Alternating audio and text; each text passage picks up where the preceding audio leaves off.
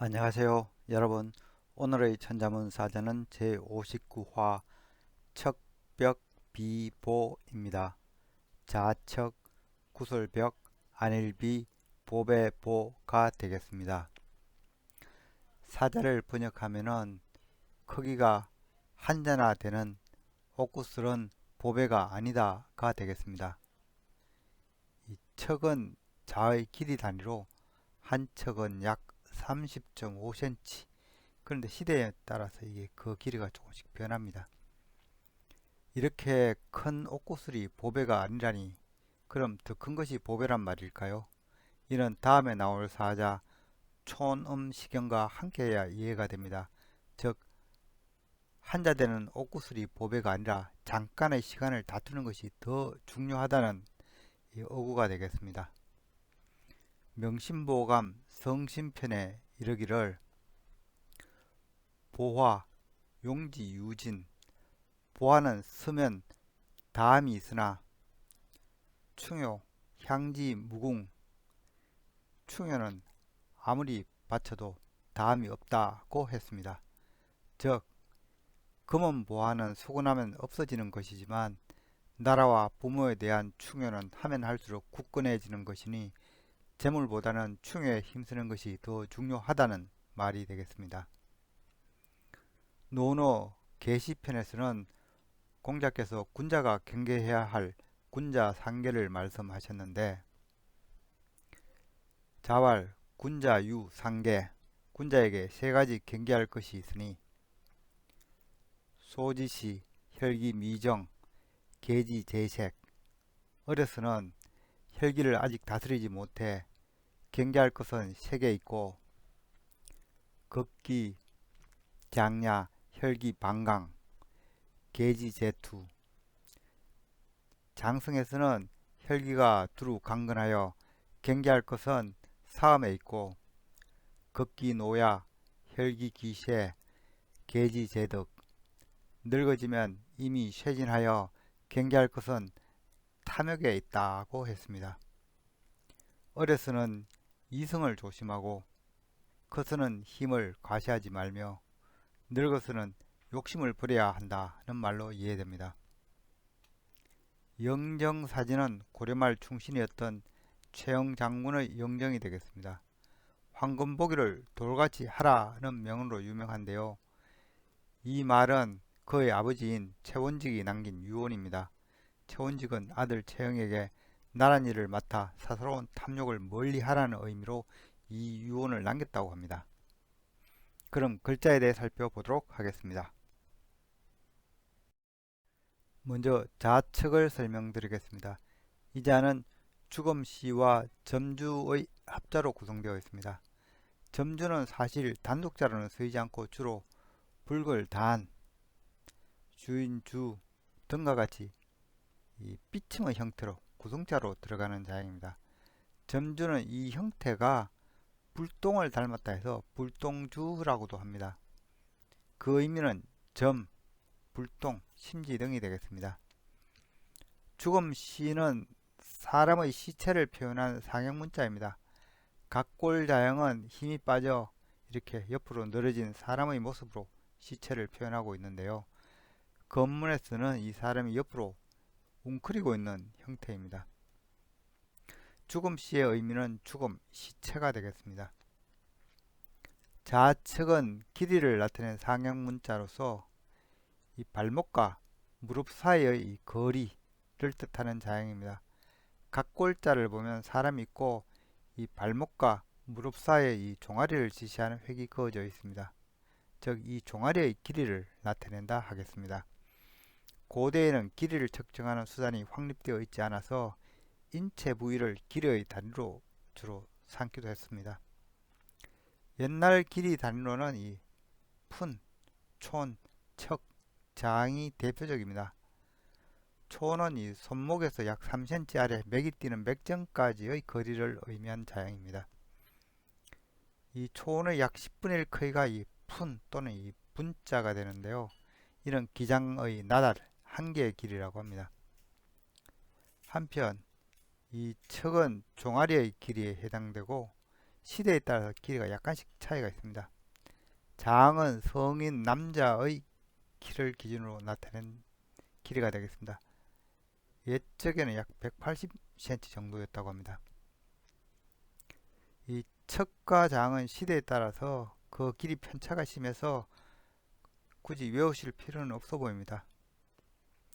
오늘날 정립된 길이로 이 푸는 약 3mm, 초는 3cm, 척은 30cm, 장은 3m가 되겠습니다. 이 촌을 길이 단위로 부를 때는 치로 읽고 이 자를 길이 단위로 부를 때는 이 척으로 읽습니다. 그래서 이 자척이 뜻하는 말은 자, 길이, 길이 단위, 법도, 재다, 짧다 등이 되겠습니다. 다음 자는 구슬벽입니다. 이 자는 구슬옥과 PRP의 합자로 구성되어 있습니다.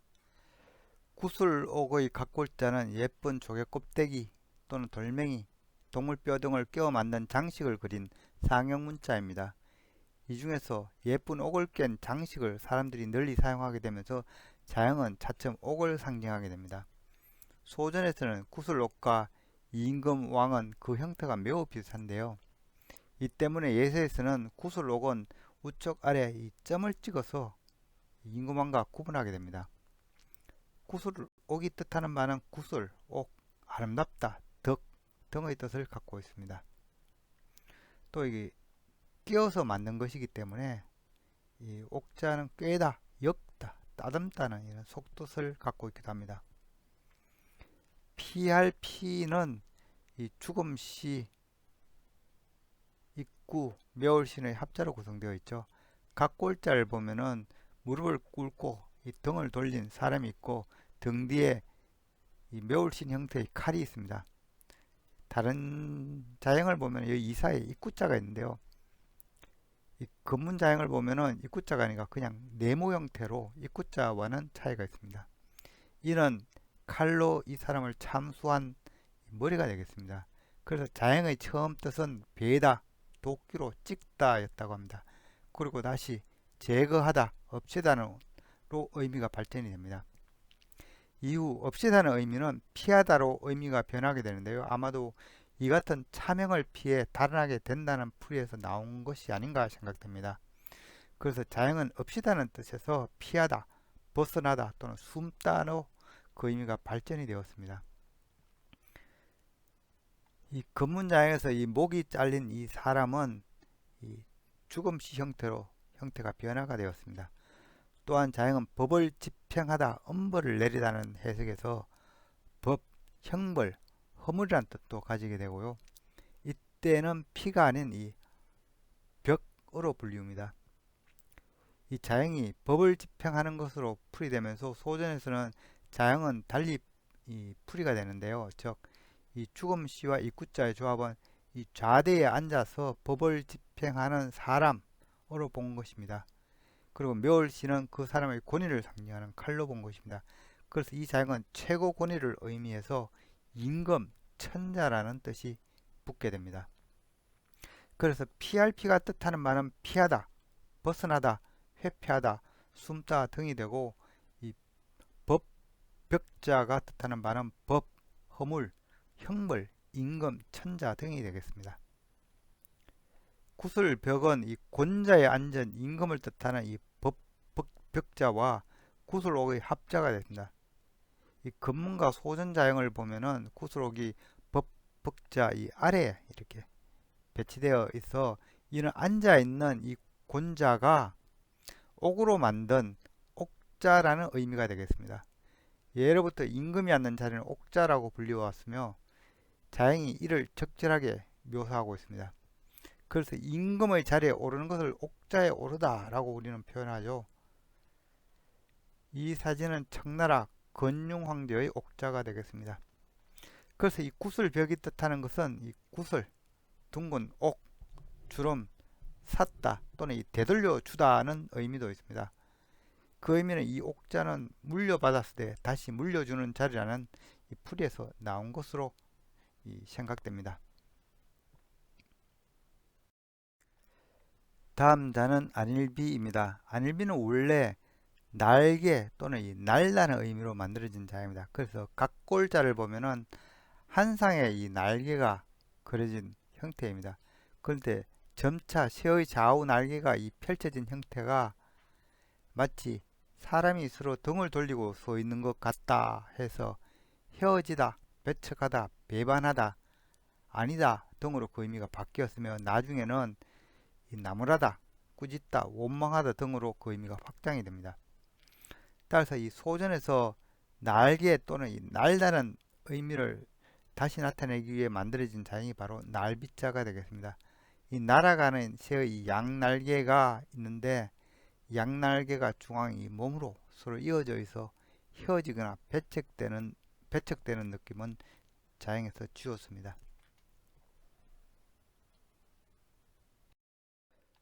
오늘의 마지막 자는 보배보가 되겠습니다. 이 자는 진면자, 구슬옥, 그리고 장군부, 조개패로 구성된 자형입니다. 이 진면자는 여러분 설명이 있었죠. 각골자는 사방이 막힌 이 움집을 그린 형태였으나 점차 지붕이 제대로 갖춰진 큰 집을 의미하게 됩니다. 그래서 이 진면자가 들어가면은 큰 집, 관청, 궁궐 등의 의미가 있습니다. 조개패는 이 고대 화폐로 사용되었던 이 만호조개를 그린 상형문자입니다. 각골자가 생긴 동북아시아 황하중류는 바닷가에서만 나는 이 만호조개가 매우 귀했기 때문에 화폐로 통용되었습니다. 그래서 만호조개를 그린 이 조개패는 화폐, 재물을 나타내는 자로 통용되었습니다. 오늘날 조개패는 조개, 재화, 돈, 보화 등을 의미합니다.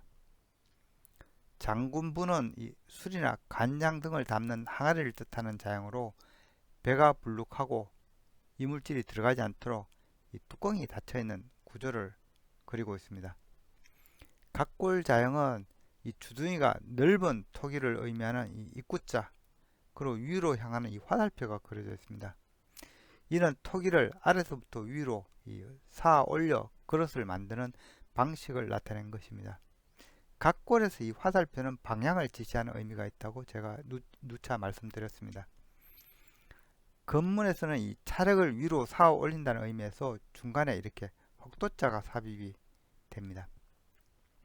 소전자형에서는 건문과 형태가 비슷하지만 삭감 모양은 이렇게 뚜껑이 달린 질그릇으로 표현되고 있습니다. 이 시대의 질그릇은 배가 불룩하고 마개가 좁은 특징이 있어 이때부터 장군부는 배가 불룩한 용기를 의미하게 됩니다. 오늘날 장군부는 장군, 질장구, 절구, 그리고 장군의 부피에 해당하는 약 4휘, 4말 정도를 의미하기도 합니다. 또한 절구와 형태가 비슷한 두레박, 질장구란 뜻도 있습니다. 보배보는 보물이 보관되어 있는 보물 창고를 그린 자형인데요. 각골자를 보면은 창고를 뜻하는 이 진면자 안에 재물을 뜻하는 조개패와 이 구슬옥이 이렇게 들어 있습니다. 건문에서는 여기 다시 장군부가 추가되는데요. 이는 당시 도자기도 귀한 대접을 받았음을 알 수 있습니다. 아니면 값비싼 술이 담긴 술 항아리를 표현한 것일 수도 있겠죠.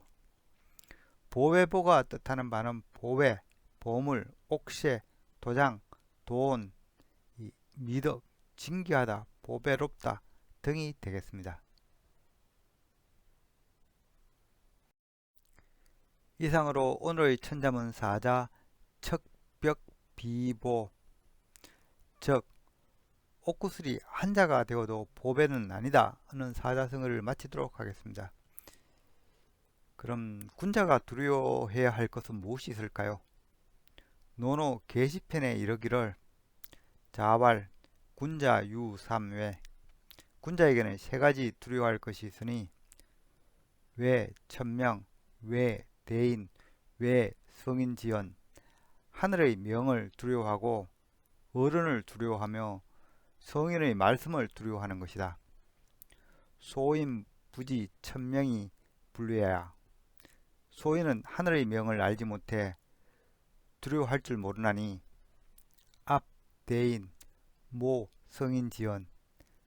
어른에게 버릇없이 굴며 성인의 말씀을 조롱한다.